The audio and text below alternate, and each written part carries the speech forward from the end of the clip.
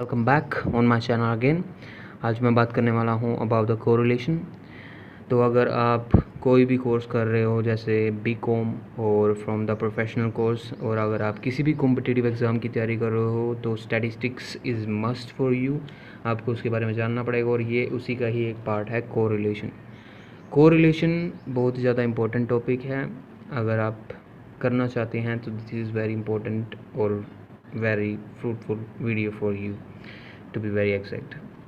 तो कोरिलेशन होता है जब हम मेजर करते हैं closeness of relationship between two variables. बिल्कुल भी पल्ले नहीं पड़ा सर हमारे। तो आप कहना क्या चाहते हो closeness of relationship between two variables, और वेरिएबल्स होते क्या हैं ये भी बताइए हमें। वेरिएबल्स कोई भी चीज़ हो सकती है, चाहे वो एक डिमांड हो चाहे प्राइस हो, मतलब कोई भी चीज़ एक वेरिएबल हम ले लेते हैं। एग्जांपल्स मैंने 3 दिए हुए हैं आपको, इंडिविजुअली हम इसको डिस्कस करते हैं। पहले आ जाता है प्राइस ऑफ अ कमोडिटी। मेरे पास आपको एक चीज़ है दिखाने के लिए। मान लीजिए आपका एक मोबाइल आता है, बहुत ही ज़्यादा पॉपुलर एक मोबाइल है एप्पल का। हाँ जी, हमने सुना है इसका नाम, तो एप्पल का मोबाइल है। सोचिए अगर इसका प्राइस मैं 5 रुपये कर दूँ, इसका प्राइस मैं 5 रुपये कर दूँ, तो कम से कम लाखों करोड़ों की जो भीड़ है वो मेरे पास आ जाएगी ये कहने के लिए कि भाई तू पागल तो नहीं हो गया। चलो वो बात तो अलग है, पर ख़रीदने के लिए सबसे पहले आ जाएगी। मानते हो कि नहीं? ज़रूर मानते हैं सर। 5 रुपये में दोगे तो ज़रूर आ जाएगी। इससे बढ़ क्या रही है? डिमांड। अगर आपका प्राइस घट गया तो डिमांड जो होगी वो बहुत ज़्यादा बढ़ जाएगी।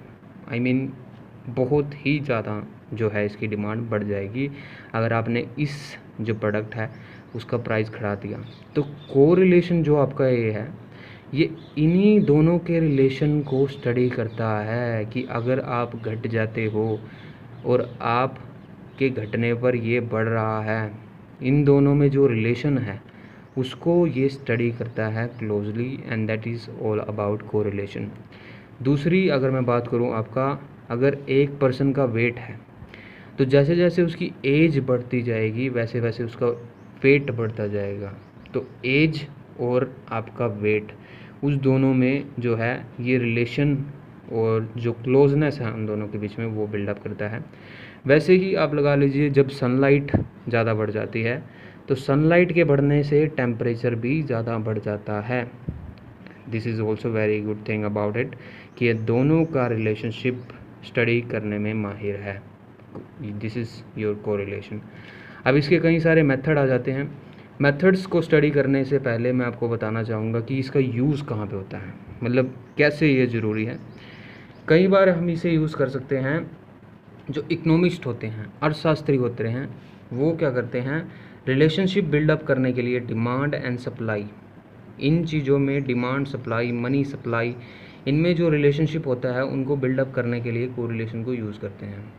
अगर आपका बिजनेस ट्रेडर भी है तो वो भी अपनी कॉस्ट को एस्टिमेट करने के लिए जो सेल प्राइस होता है, कई बार उसको जो अप्रोप्रिएट प्लान एंड पॉलिसी बनानी पड़ती है related to demand and supply, उसको करने के लिए वो इस चीज़ को यूज़ करता है।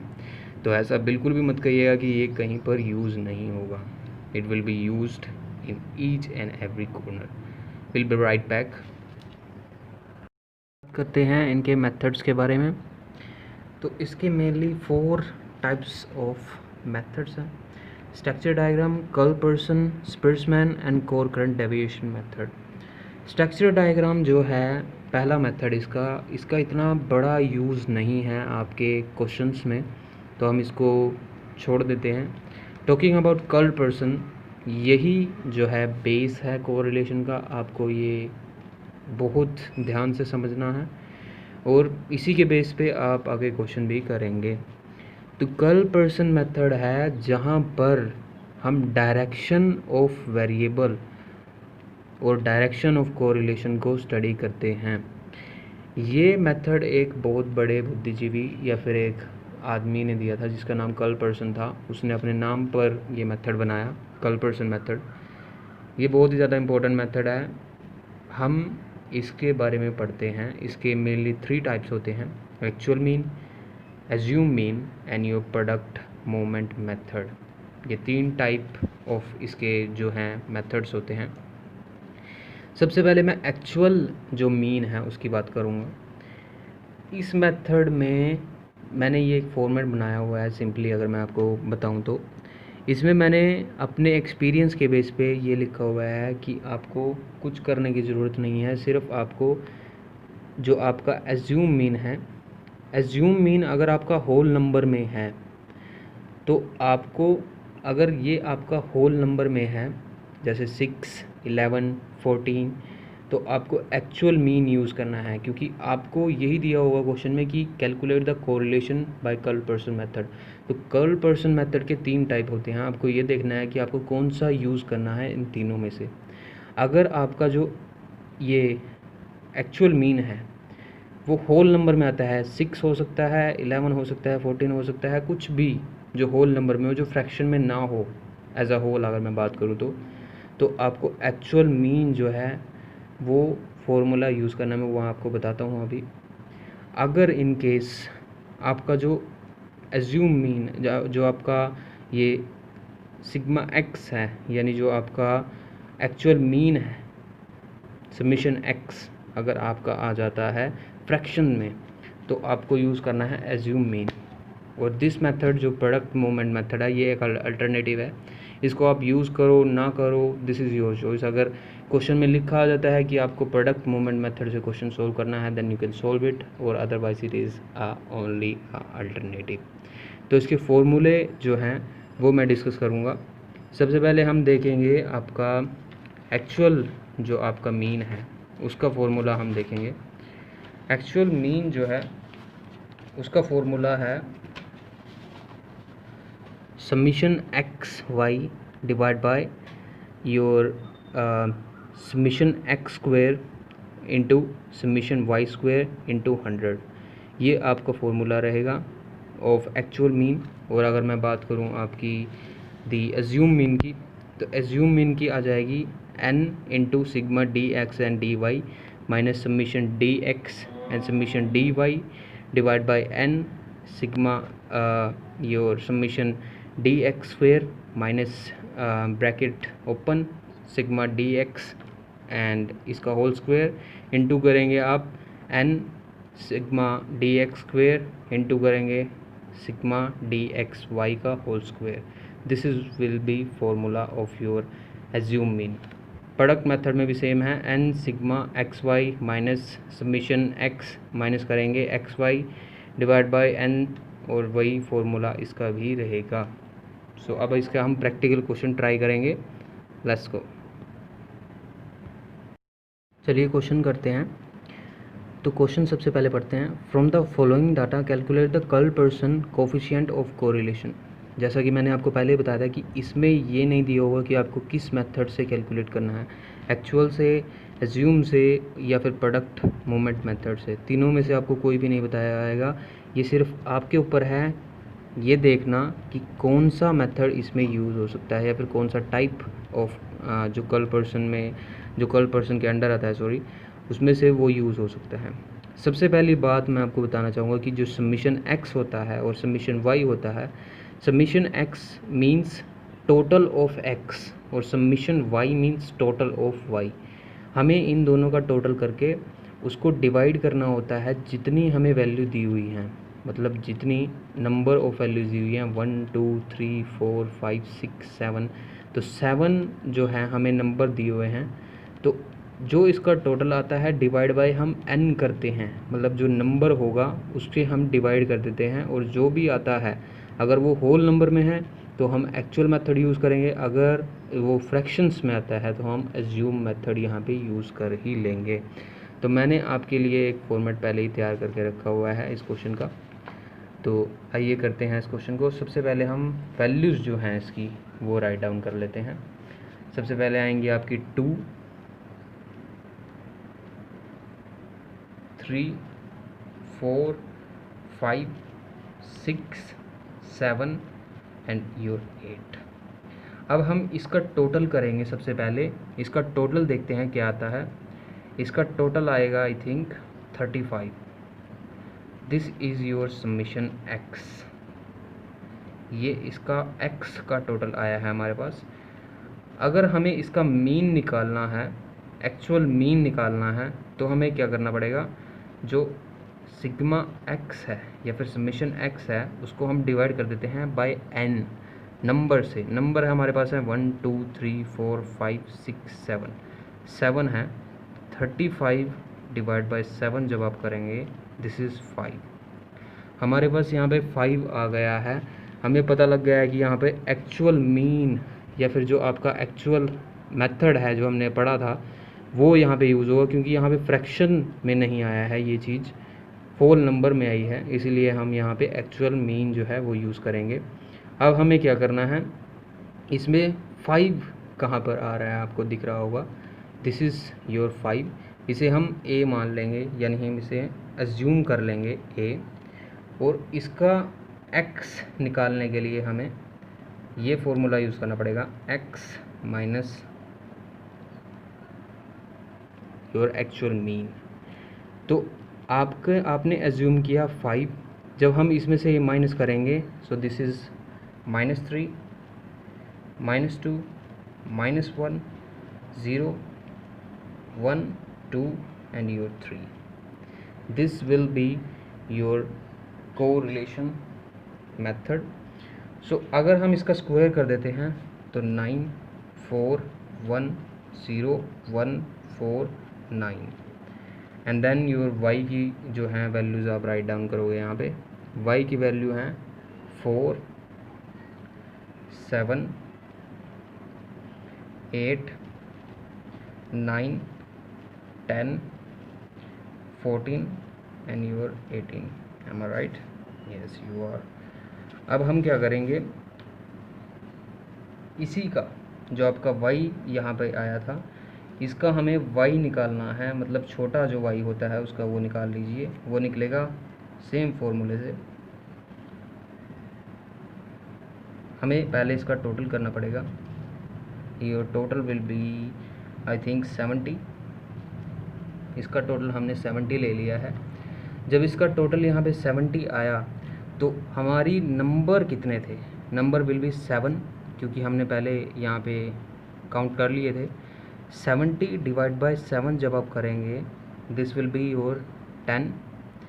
जब यहाँ पे 10 आ जाएगा तो 10 आपका यहाँ पे आ रहा है, दिस विल बी a में से माइनस कर दीजिए, ये यहाँ से माइनस हो जाएगा, -6 योर 3 -2 -1 0 4 एंड 8। अब इसका स्क्वायर कर दीजिए, 36 9 4 1 0 16 एंड योर 64। अब हम एक्स वाई करेंगे, -3 एंड -6, माइनस माइनस प्लस, सो ये आ जाएगा 18। This will B 6 2 0 again 0 8 and 24। अब इनका टोटल कर लीजिए, this will B 0 and it is 28। ये आएगा आपका 0, दिस विल बी 130, और ये आएगा आपका 58। अब आप इसका फॉर्मूला जो है वो राइट डाउन कर सकते हैं। इसका फॉर्मूला है R is equal to sigma X Y divide by bar sigma X square into sigma Y square and this will be whole. So sigma X Y आपका आया था 58 divide by whole and 28 into 130, तो ये आ जाएगा 58, और जब आप इसकी मल्टीप्लाई करेंगे अंदर so this will B 3640। And अगर इसका आप ये कर देते हैं पूरा होल तो 58 divide by 60.33 and then your answer will be +0.96। ऐसे आप एक्चुअल मीन जो होगा वो कैलकुलेट करेंगे यहाँ पे। अब हम बात करते हैं एज्यूम मीन की, जो हमारा सेकंड क्वेश्चन होगा। वैसे हमें अभी पता नहीं है इसके बारे में कि एज्यूम मीन है या फिर आपका एक्चुअल मेथड है, तो देखते हैं इसके बारे में, लेट्स ट्राई इट आउट। एक बात क्लियर कर दें कि जो हमने ये यहाँ पे निकाला था ये मीन था, मीन, और ये आपका x है, तो फॉर्मूला यहाँ पे होगा x माइनस मीन। मीन हमने निकाला था 5, ये आपका x है। x जब आप मीन में माइनस करोगे तो वो यहाँ पे आएगा। जैसे हमने 2 में से 5 माइनस किया था, तो 2 माइनस 5 जब आप करेंगे तो -3 आएगा, 3 माइनस 5 करेंगे तो -2 आएगा, 4 माइनस 5 करेंगे तो यहाँ पे -1 आएगा, and then it will continue. जैसे ही यहाँ पे भी हमने किया था कि हमारा मीन आया था 10, तो हमने 4 में से जब 10 माइनस किया तो -6, and then it will continue on. तो इस हिसाब से हमने क्वेश्चन किया।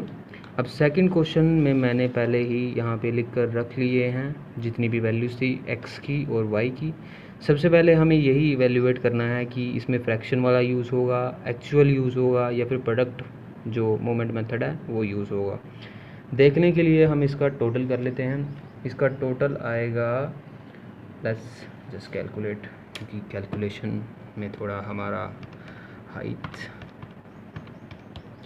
15, 16, 15, and then you have 19, 18 and 17. It will be 1 to 5. इसका मीन अगर हमें निकालना है तो उसका फॉर्मूला है this sigma s divide by n। इसकी n यानी नंबर जो है वो हम कैलकुलेट करते हैं 1 2 3 4 5 6 7 8।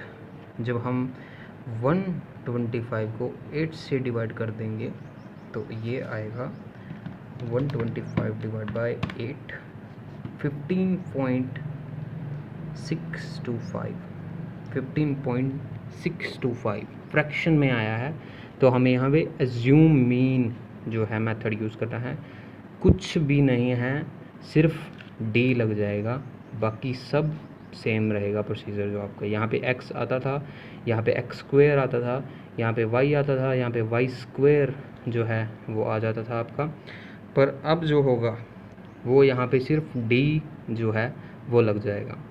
तो क्या करना है आपको, एज्यूम करने लिए हैं इसके नियर बाय जो भी वैल्यू होगी। इसके नियर बाय मुझे यहाँ पे 16 दिखती है, तो मैं इसे एज्यूम कर लूँगा ये हमारा था मीन। अब हमें x में से मीन माइनस करना है, तो जब इसमें से माइनस करेंगे तो this will B 6, 4 2 plus and 0 -1 plus 3 plus 2 plus 1, the total will B -3।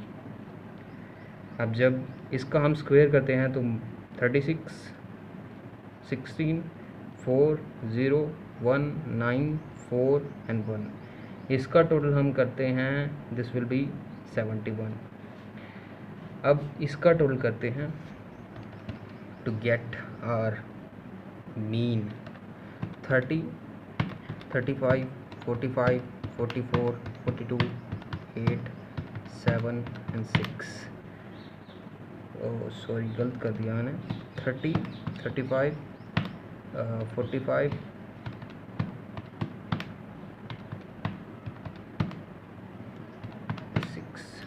337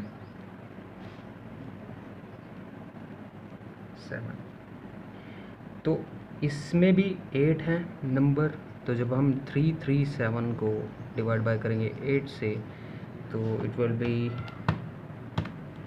42.15। अब इसके नियर बाय मुझे ये दिख रहा है, तो मैं यहाँ पे एज्यूम मीन लगा दूँगा, मतलब ये है मेरा मीन आ गया। जब मैं y में से मीन माइनस करूँगा तो वो मेरा आ जाएगा dy, इट विल बी -12, ये आ जाएगा -7, इसमें से करेंगे तो आ जाएगा 3 2 प्लस का है ये 0 6 5 एंड योर 4, इसका स्क्वायर कर दीजिए 144 49 9 योर 4 0 36 25 एंड 16। अब हम इसका dx और dy करेंगे before going to the total of it. तो टोटल करते हैं सबसे पहले हम इसको मल्टीप्लाई कर देते हैं। सो 12 6 72, 28 6 0 0 18 10 एंड योर 4। अब हम इसका टोटल कर लेते हैं। So it will B yes 1, this will be 144 49 9 4 36 25 and 16 283. so it will be 138. अब हम यहाँ पे फॉर्मूला अप्लाई करेंगे। बहुत ही सिंपल फॉर्मूला है इसका, n summation dx and dy minus करेंगे summation dx and summation dy divide by under root n sigma dx square minus sigma dx का होल स्क्वायर इंटू करेंगे under root n sigma dy square और आपका minus करेंगे summation dy का whole square. This is going to be very easy question for you I must say. तो value put कर लीजिए। n था हमारा 8, सिग्मा dx एंड dy था 138, माइनस करेंगे आपका sigma dx minus 3 and it will be your dy 1 divide by and your 8 और जो आपका dx स्क्वायर था दैट इज़ 71, माइनस करेंगे जब आप तो वो आ जाएगा आपका dx that is your this. Value जितनी भी हैं वो आपको सारी यहाँ पर उसके हिसाब से पुट कर लेनी है अकॉर्डिंग टू द क्वेश्चन, और उसकी जो रिक्वायरमेंट्स हैं उसके हिसाब से आप यहाँ पे सभी वैल्यू जो है वो पुट कर लीजिए। And this is going to be very easy question for you I must से।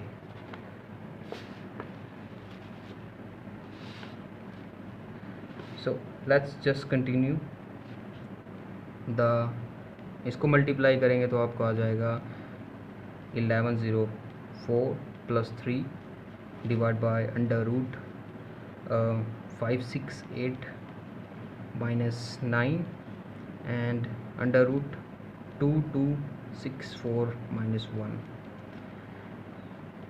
इसको आगे सॉल्व कर लीजिएगा। This will be this and 559 and 2263, this will be 11067 divided by under root 1265017। इसको जब आप सोल्व कर लेंगे तो वो होगा दिस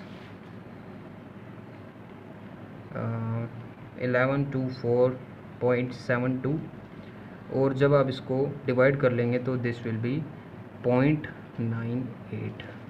सो ये आपका इसका आंसर आया है। This is all about this question. आगे हम प्रोडक्ट जो आपका मूवमेंट मेथड है वो भी ट्राई करेंगे and but this is very important for you. जो कल पर्सन मेथड है, वीडियो ज़्यादा बड़ी ना हो जाए इसलिए मैं आज यहीं पे ख़त्म करते हैं। आज के लिए बस इतना ही। अगर आपको वीडियो पसंद आए so make sure you hit the subscribe button. I will continue it with product method. So bye bye.